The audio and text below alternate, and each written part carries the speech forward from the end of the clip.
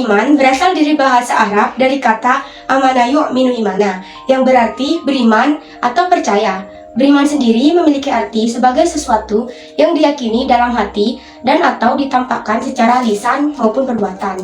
Iman adalah kepercayaan yang dipercayai oleh seseorang yang berkenaan dengan agama, keyakinan, maupun kepercayaan kepada Tuhan.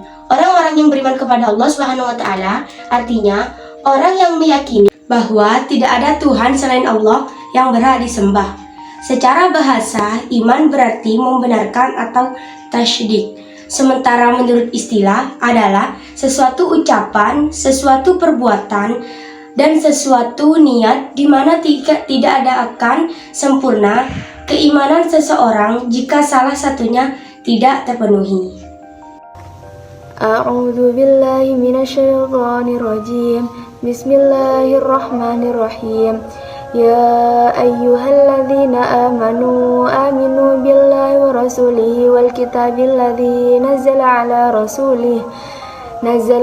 rasulihi wal kitabil ladzi anzala min qabl wa man yakfur billahi wa malaikatihi wa kutubihi wa rusulihi wal yawmil akhir faqad dhalla dhalalan ba'ida. Yang artinya, wahai orang-orang yang beriman, tetaplah beriman kepada Allah, Rasulnya, kitab yang diturunkan kepada Rasulnya, kitab yang diturunkan sebelumnya. Siapa yang kufur kepada para malaikatnya, kitab-kitabnya, para rasulnya, dan hari akhir, sungguh dia telah tersesat sangat jauh. Quran Surah An-Nisa ayat 136.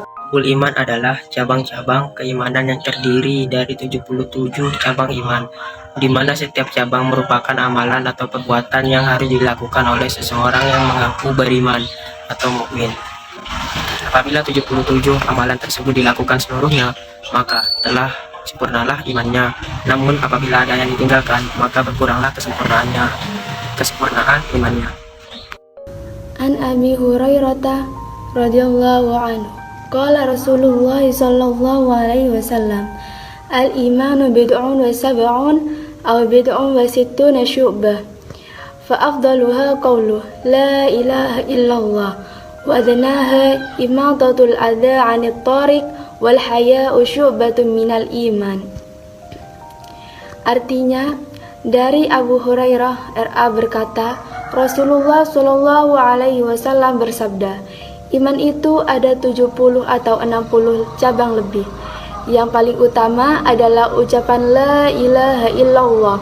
Sedangkan yang paling rendah adalah menyingkirkan sesuatu yang mengganggu dari jalan, dan malu itu salah satu cabang keimanan. HR Bukhari Muslim. Syu'abul iman. Yang pertama, ma'rifatul bil qalbi, merupakan salah satu dimensi keimanan yang bermakna keyakinan yang berada di dalam hati atau meyakini dengan hati. Ma'rifatul bil lisan, salah satu dimensi keimanan yang bermakna keyakinan diyakini dengan ucapan atau ungkapan lisan. Contohnya meyakini Allah Subhanahu wa Ta'ala.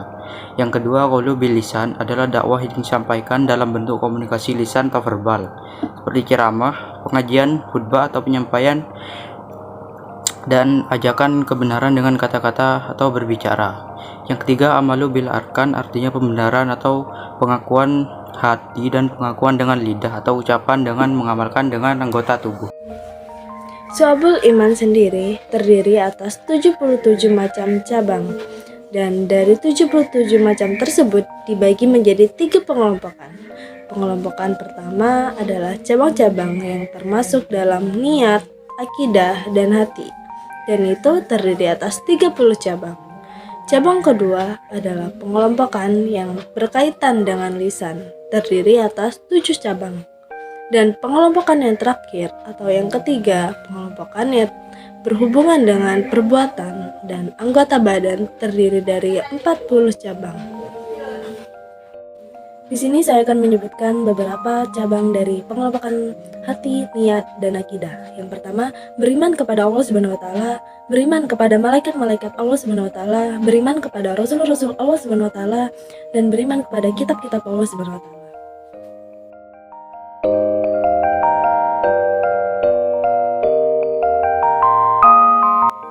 Pengelompokan cabang dalam lisan antara lain belajar, berdoa, menuntut ilmu, dan mengajarkan ilmu kepada orang lain, dan lain-lain. Yang terakhir, saya akan menyebutkan beberapa cabang dari pengelompokan yang berhubungan dengan anggota badan dan perbuatan. Yang pertama, bersuci, menegakkan sholat maupun sholat fardu atau sholat sunnah, berzikir, bersedekah kepada kafir miskin, yatim piatu.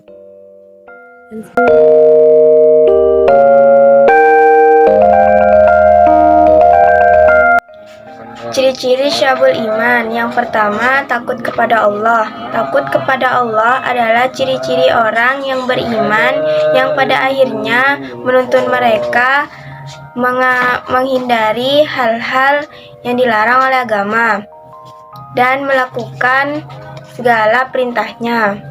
2. Sholat dengan khusyuk. Khusyuk adalah kondisi ketika hati dan pikiran hanya tertuju pada Allah. 3. Senantiasa bersyukur. Bersyukur artinya menunjukkan nikmat Allah yang ada pada dirinya. 4. Berakhlak baik. Mereka yang beriman akan meneladani sifat-sifat Rasulullah hingga tak akan nampak akhlak yang buruk dalam diri mereka. 5. Sabar. Allah berfirman bahwa ikrar iman seorang akan diuji dengan mendatangkan suatu cobaan untuk mengujinya, dan mereka yang sabar adalah ciri-ciri orang yang beriman. Tawakal. Tawakal bukanlah sifat pasrah, melainkan menyadarkan diri kepada Allah saat sedang dan susah, berteguh hati saat ditimpa kesusahan dalam kondisi hati yang tenang dan tentram. Terakhir, saya akan menyebutkan beberapa hikmah atau manfaat yang kita dapat jika kita mempelajari tentang syabul iman. Yang pertama, kita akan mendapatkan bimbingan dari Allah Subhanahu wa Ta'ala. Yang kedua, diberi kemudahan dalam hidup. Yang ketiga, selalu bersyukur saat kita senang maupun kita sedang susah. Yang keempat, hati kita menjadi tenang. Yang kelima, mendapatkan kebahagiaan yang sesungguh-sungguhnya. Yang keenam, ketaatan kepada Allah Subhanahu wa Ta'ala semakin bertambah.